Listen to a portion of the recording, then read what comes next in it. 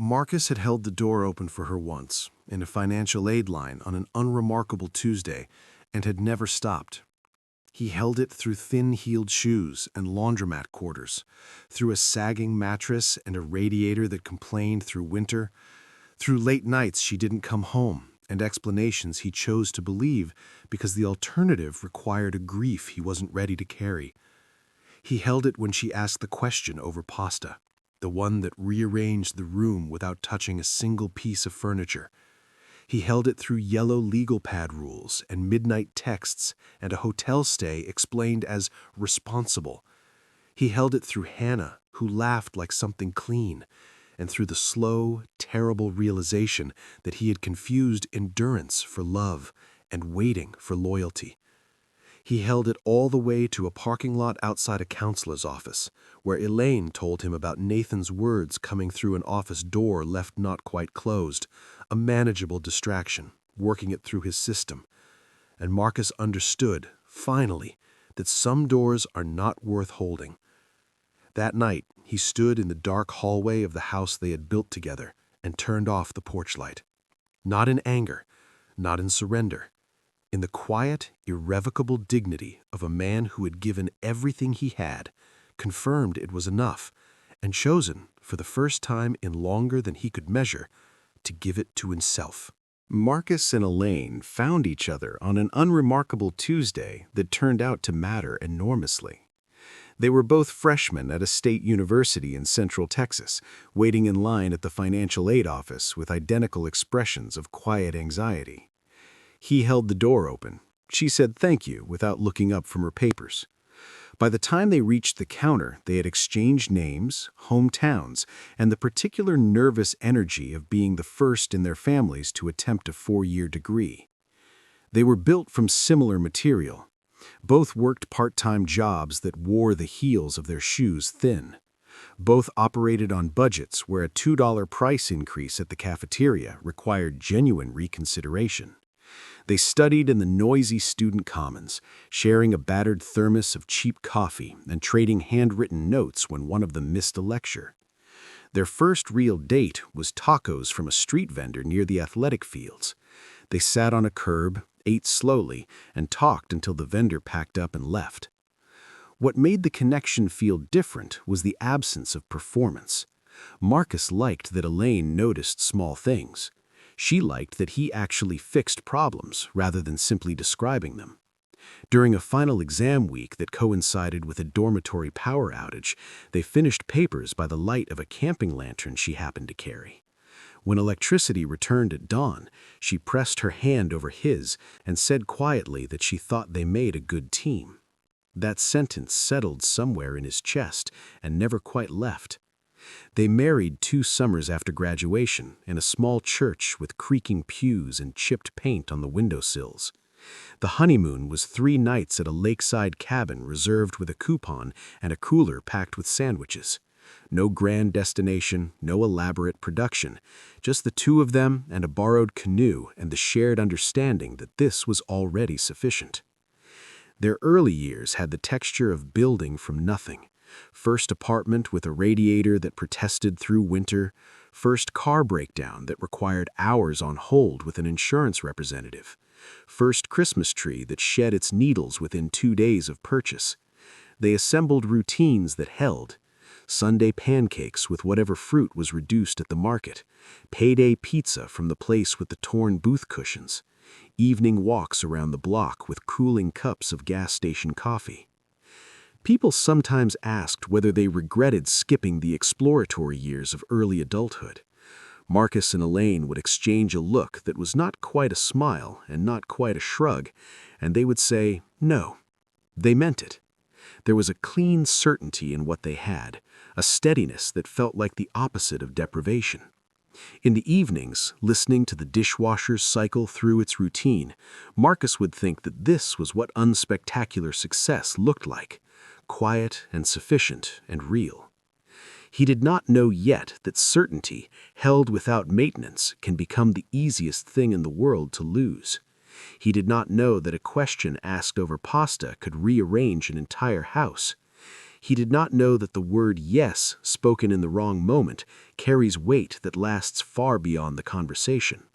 He only knew that the life they had built together felt, in every ordinary way, like exactly enough. 5 years into their marriage, Elaine accepted a corporate position at a mid-sized firm 45 minutes down the freeway. The salary increase allowed them to replace a sagging mattress, repair the laboring air conditioner, and stop negotiating with an unreliable dryer. She bought blazers. Marcus learned to iron collars without producing geometric ridges. They were both quietly pleased. Her first week at the new office required absorbing an entire new social ecosystem. New names, an unfamiliar email platform, unwritten rules about who brought snacks and who received credit. Elaine had always been more observer than performer, and the social demands of a large office drained her in ways the actual work did not. Most evenings, she came home and sat on the floor with her back against the couch, the posture of someone whose reserves had been fully spent. Marcus reheated dinners, slid trail mix bags into her work bag, and left notes he hoped would make her laugh in the elevator. They had an informal agreement for difficult days: breakfast for dinner, pancakes at 7 in the evening, syrup making everything feel slightly more manageable. It worked for a while. Then the group messages started arriving at 9, 10, 11 at night. Elaine would glance at the screen and her face would settle into an expression Marcus did not recognize, something looser than her usual smile. She explained that 4 women from different departments had formed a social group they called the Late Shift. 2 had been through divorces they discussed without apparent regret. 1 was dating enthusiastically. 1 had sworn off commitment by principle. They organized after-work gatherings with expedition-level coordination. Elaine loved being included in something that required no effort to belong to. Marcus was glad to see her laugh. But gradually, the story she brought home shifted. Less about work itself, more about social adventures delivered with a grin he could not quite read. The group teased her gently for being the married one who had bypassed the chaotic years. One Thursday, she returned wearing a lipstick she had never chosen before and a confidence that felt borrowed. She mentioned casually that they wanted her to join them Friday. He said of course. The following week, they added Saturday without asking. Marcus told himself this was a transitional season. He washed dishes and folded towels and kept his concerns in his back pocket like a receipt he was not ready to examine. He left the porch light on. He texted to ask that she confirm she had arrived safely somewhere. He made her favorite pasta late on evenings she was out so it would not overcook. She would come home, thank him with a kiss on the cheek, and fall asleep quickly. Their mornings became functional rather than warm. 2 people moving through the same kitchen with careful efficiency, passing the coffee maker, exchanging brief summaries of the day ahead. Marcus wondered if this was simply what marriage looked like once the initial momentum settled, 2 lives running adjacent beneath a shared roof.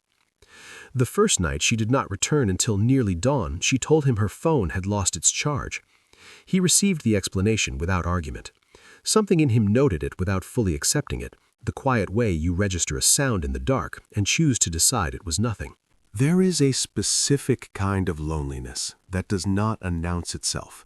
It arrives gradually, in the temperature of a house, in the rhythm of a dog's movements, in the way shared meals become functional rather than connected. Marcus learned to identify it by these small signals rather than by any single event. Date nights were postponed once, then twice, then replaced by evenings on adjacent ends of the same couch, both of them scrolling separately. Laundry accumulated at the corners of the bedroom. The dog waited by the front door each evening with declining enthusiasm, his nails marking a patient rhythm on the floor.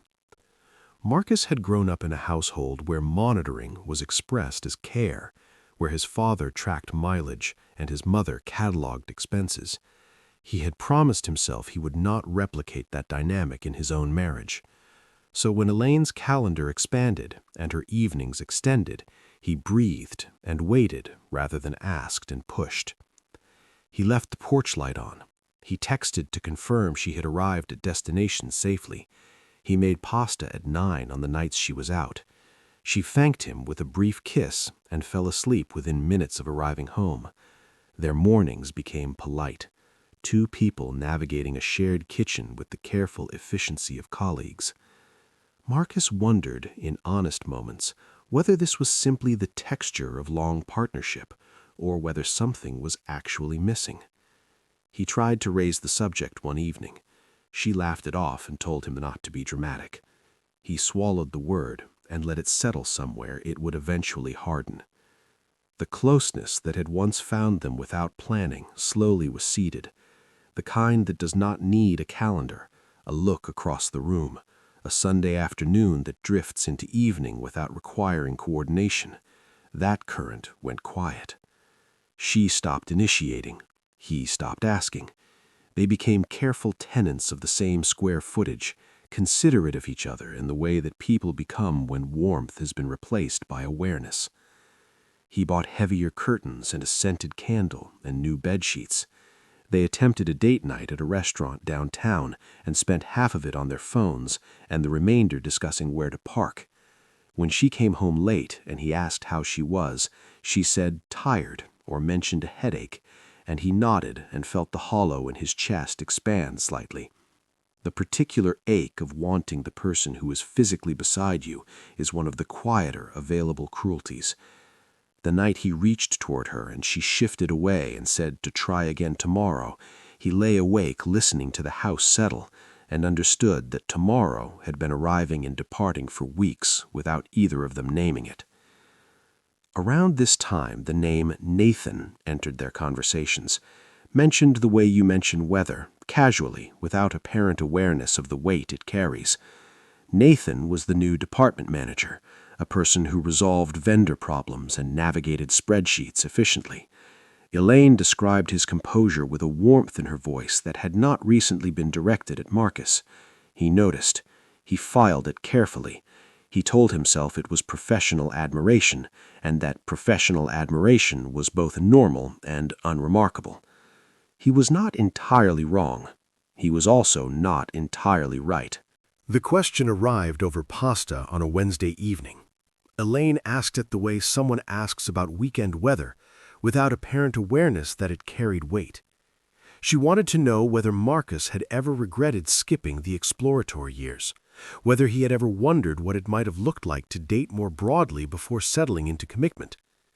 They had navigated difficult terrain together across 10 years, budget conversations that ran past midnight, discussions about his mother's health scare, an honest reckoning with the gap between professional ambitions and actual trajectory. But this territory had never been entered before. Marcus set his fork down carefully and said that he had never experienced the absence of something he had not wanted, that what he had chosen was still the thing he would choose. Elaine nodded slowly, the way a patient nods when results are not alarming but not fully reassuring either. She changed the subject to the neighbor's fence project, but the question did not leave the room. It stayed the way an uninvited guest stays when no one gives them a direct signal to go. That night, Marcus turned off the television, set their phones face down, and gave her the longer version of his answer. He said he had chosen her when they were young and broke and counting quarters in a laundromat parking lot. He said if he were given the same choice at this precise moment, leftovers in the refrigerator and the air conditioner making its unreliable sounds, he would choose identically. He said most people their age carried the complicated residue of past relationships, and that what they carried instead was each other.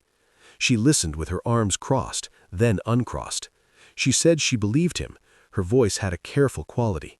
When he reached for her hand, she allowed it, but there was a delay he noticed, the kind you register on a phone call when the signal lags. 2 nights later, she came home early and stood at the kitchen calendar with deliberate cheerfulness, suggesting they plan a weekend away. He proposed a small wine town a few hours west. She smiled, circled a date, drew a small heart beside it, and then her expression shifted for a fraction of a second to something that was not grief exactly, but in that general neighborhood. It passed quickly. She asked if the car needed its tires checked. On a Sunday afternoon, folding warm laundry in the bedroom, she cleared her throat and mentioned an audio program she thought he might find interesting. It was about couples who had expanded the structure of their relationship and reported better communication afterward. He assumed she was building to a joke. She was not. She used her calm voice, the one she reserved for conversations requiring extra care, and said she loved him and wondered whether they had foreclosed on a version of themselves without fully deciding to.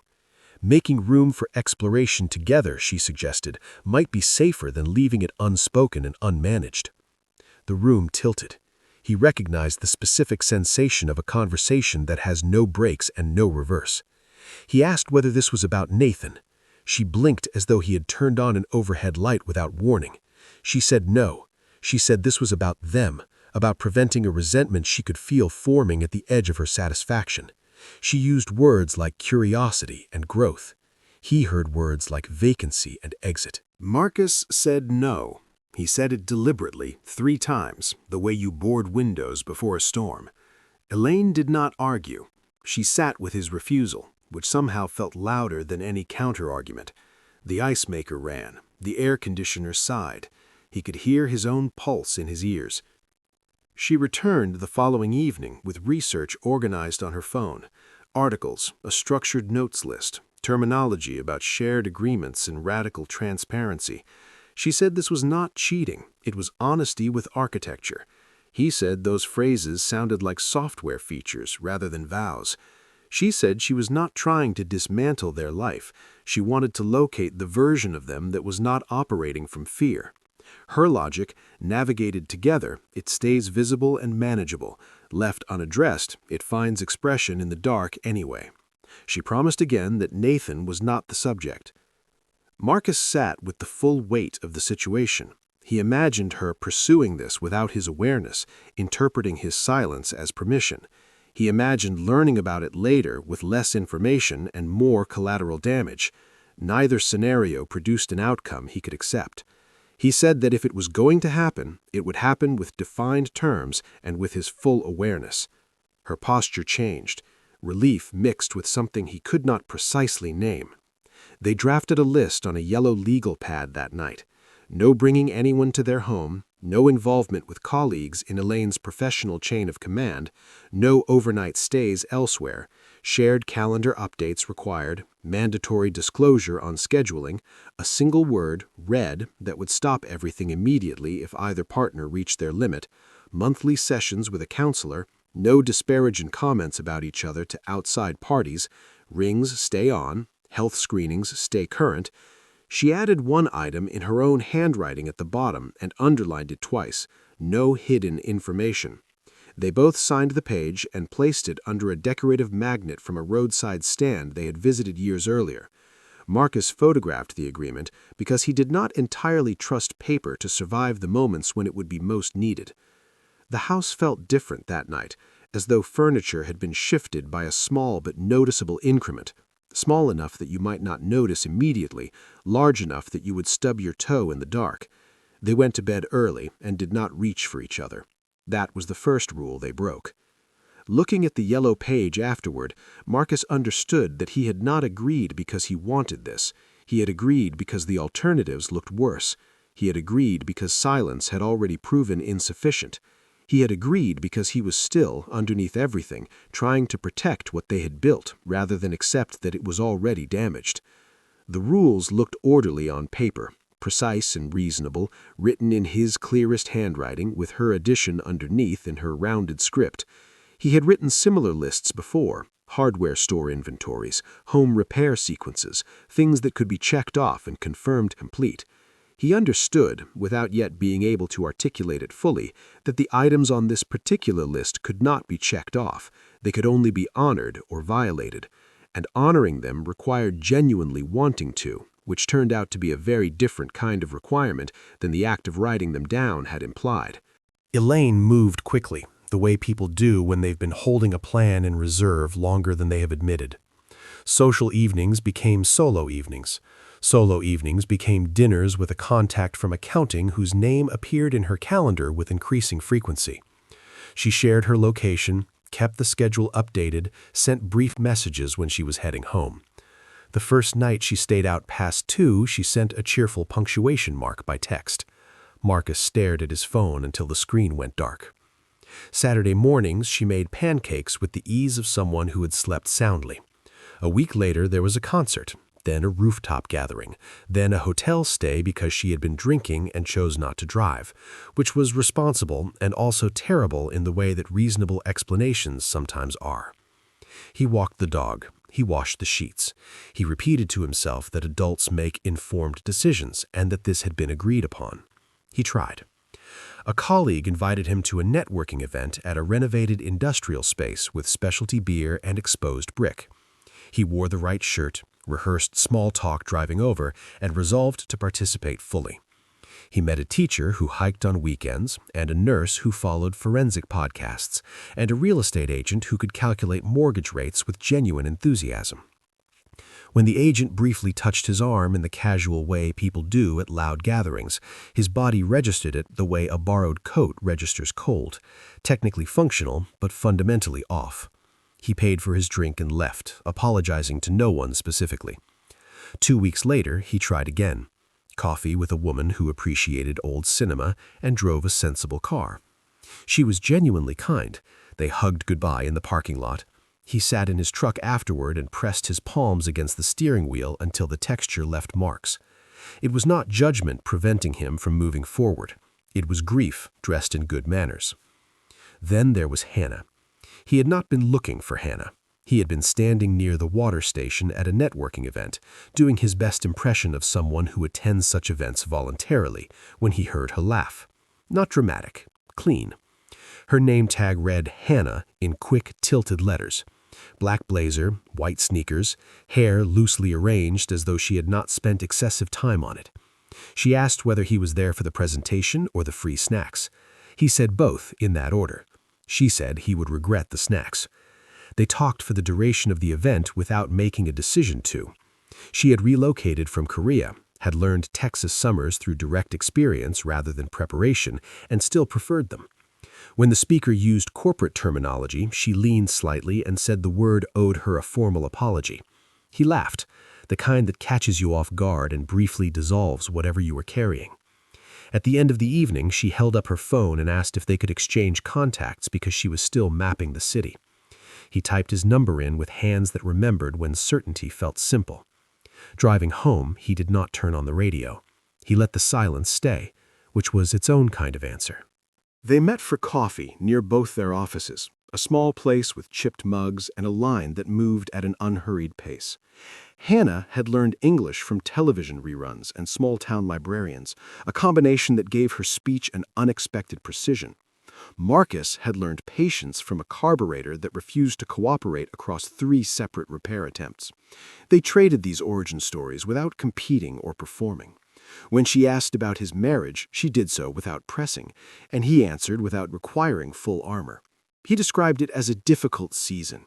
She received this the way someone receives news about winter, respectfully, without rushing to resolve it. She set her phone face down while he was talking. He noticed. It felt like a genuine act of attention in a world that had normalized half-presence. When she laughed, it was because something was actually amusing. When she asked questions, they were real ones. What did he build with his hands? Who taught him to change his oil? Why Sunday mornings feel distinct even when you do not attend services? He asked about her first Texas thunderstorm and why she still wrote thank you notes by hand. She said handwriting makes words behave. He told her his wife collected recipe cards. She said recipes are affection you can eat. They walked to their cars and kept walking an extra block because neither wanted the sentence to end at a traffic light. A bus passed and pushed a wave of warm air across the sidewalk. She said she had enjoyed talking with him and used his name when she said it, which is a small thing that lands with unexpected weight. They met again the following week, then a trivia night organized by a mutual acquaintance, where they ended up on the same team and lost decisively to a group of accountants who treated recreational competition as professional practice. They laughed about the loss more than a win would have allowed. She told him about her small technology startup, a handful of people with a shared workspace and ambitious whiteboard diagrams. He told her about the collection of unfinished projects in their garage, things started and stalled and returned to across years. She said he sounded like someone who collected repairs the way other people collected objects. He had no argument against that. They walked through a farmer's market where the produce was ripe enough that vendors warned against handling it with enthusiasm. At a crosswalk, a cyclist came through faster than expected, and she reached reflexively for his sleeve. The contact lasted less than a second and felt like it had weight. That evening, standing at the refrigerator, reading the yellow agreement through the plastic of its protective sleeve, Marcus had the clear sensation of looking at a document that had been written to contain something that had since evolved beyond its margins. The first time they kissed, it was raining, the soft kind that makes pavement look newly polished. They had left a late film screening and were standing under the theater awning watching headlights blur in the wet street. He had not planned it. He also did not step away when the moment arrived. His chest did something it had not done in a long time. It opened. Some moments ask questions. Some answer them. This one did both at once. Afterward, there was no performance, no narration. He felt, for the first time in longer than he could measure, like someone standing in the right place. After Hannah, Marcus noticed changes that had nothing to do with her specifically and everything to do with what she had reflected back. He stood taller without engineering it. Food tasted more like itself. Music registered instead of passing through. He completed tasks at work that had been sitting in a postponed state for weeks. The dog met him at the door with renewed enthusiasm, which he interpreted as an accurate emotional indicator. He went to the gym not from any punitive impulse, but because he wanted to feel his lungs cooperate. He caught himself humming while tightening a cabinet hinge and realized he had not done that in months. He maintained the terms of the written agreement. His ring stayed on. His obligations stayed current. But hope, it turns out, is legible even when you are attempting to contain it.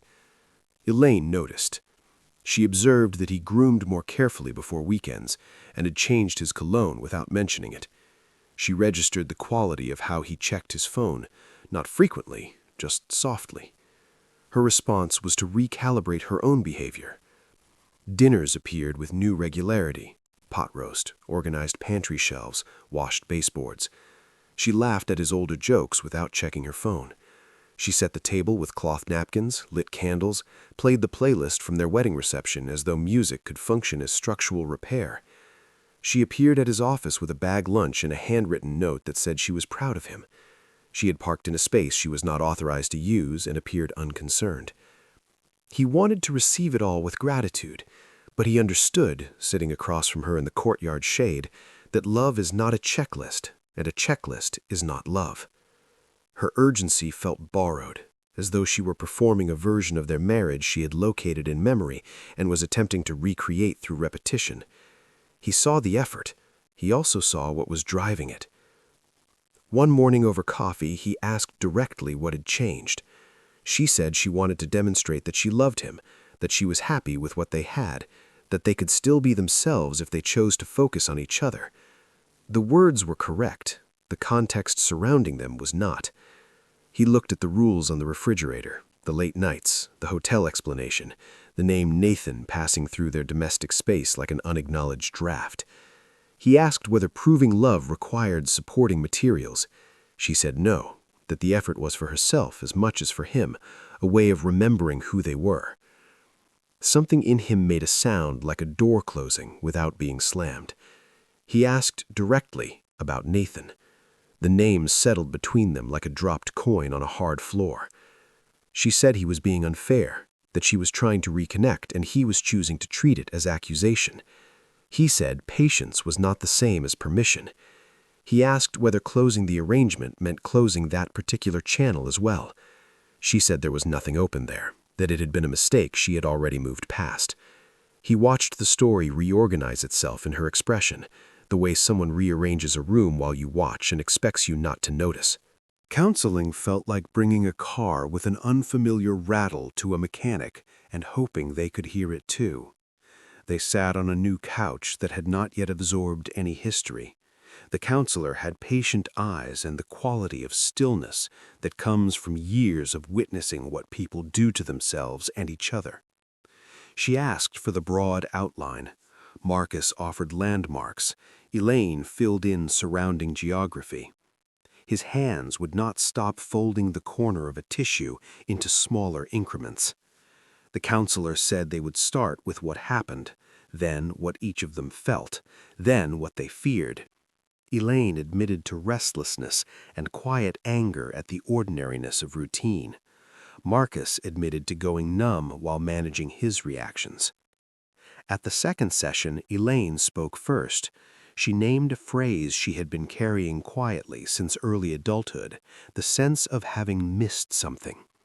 While friends accumulated stories from unstructured years, she had been building something stable and good, but also something others had not chosen. The counselor asked what specifically she had been seeking.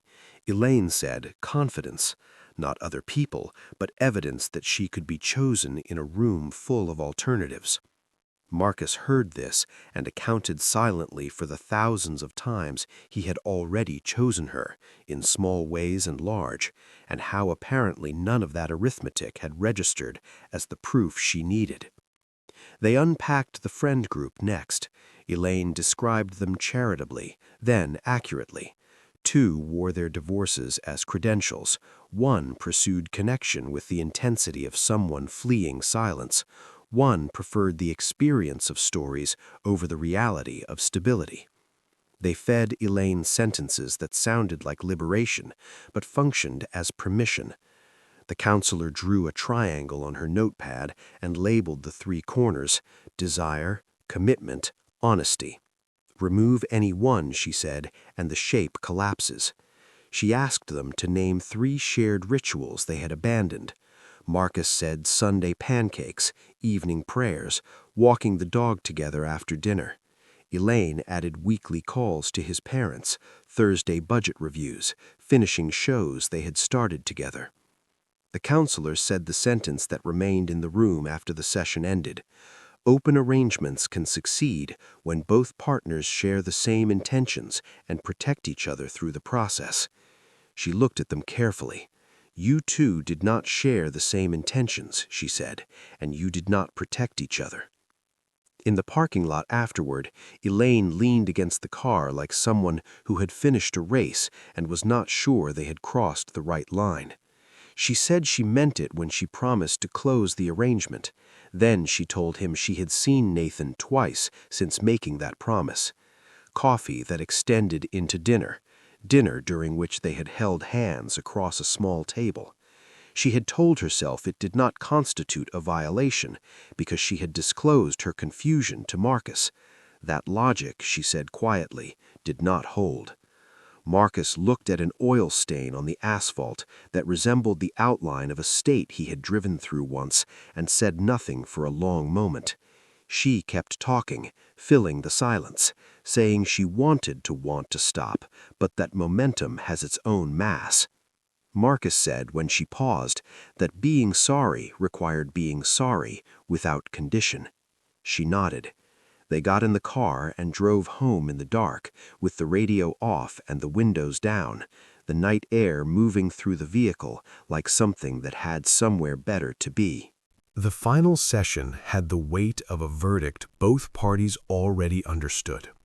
Marcus asked Elaine to put everything on the table, including what had not yet been named. The counselor supported him gently. Elaine folded a tissue until it separated. She said there were things she had not said aloud because language makes events permanent. He said they were already permanent. She breathed carefully and began. She said nothing physical had occurred before the written agreement. She corrected herself. She said they had been alone on multiple occasions before the rules were drafted, that there had been contact each of them had privately labeled as not quite crossing a line. She said she had repeated that label enough times that she had almost believed it. The counselor's pen paused. She asked Elaine to repeat the statement without the qualifying clause. Elaine did. The room rearranged itself around those words. No explosion, simply a shift in what was now acknowledged. Marcus stood, sat, stood again, apologized to the air for moving. He asked whether Nathan had spoken about him during those occasions. Elaine said yes, occasionally, that Nathan had framed what was happening as her claim to experiences she deserved, that she had repeated those phrases to herself like instructions she was not fully following. When she could speak steadily, she described the moment the clarity arrived. Leaving a late meeting, she had passed Nathan's office with the door not fully closed. His voice came through unguarded, directed at a colleague. He said he was surprised how straightforward it had been. He described Elaine as a manageable distraction, nothing more. When the colleague asked whether he wanted something real with her, Nathan said he already had something real at home, that this was simply something he was working through his system. He added that he felt sorry for the husband, but that the husband had apparently stopped paying attention. Elaine said she walked to the parking lot in a line her legs could barely hold. She was sick into a waste bin near the entrance. A thought arrived, dark and fast, about not being present anymore, and it frightened her enough to call for a ride and sit on her hands until it came. The counselor thanked her for saying that aloud and asked whether she was currently safe, whether she had support. Elaine said yes. The counselor asked whether they needed to add a plan. Elaine said yes to that too. Marcus sat with the complete picture. Himself at home, Hannah somewhere at the edges, Nathan in his office already constructing his preferred version of events, Elaine alone in a parking lot with every exit labeled with a cost she had not anticipated when she began. He did not feel satisfaction. He felt the exhaustion of someone who had been standing guard over something quietly dismantled from another direction. He could forgive the past without agreeing to live inside it. He could extend compassion without offering himself up for continued damage. He could hold 10 years of genuine history alongside an honest assessment of the present and make a decision that honored both. He told her that evening he needed to step back from their joint sessions and begin working individually, not as punishment, but because he needed a room where his words were not weighed against anyone else's. He turned off the porch light and stood in the dark hallway listening to his own pulse. For the first time in longer than he could account for, he did not look away from it.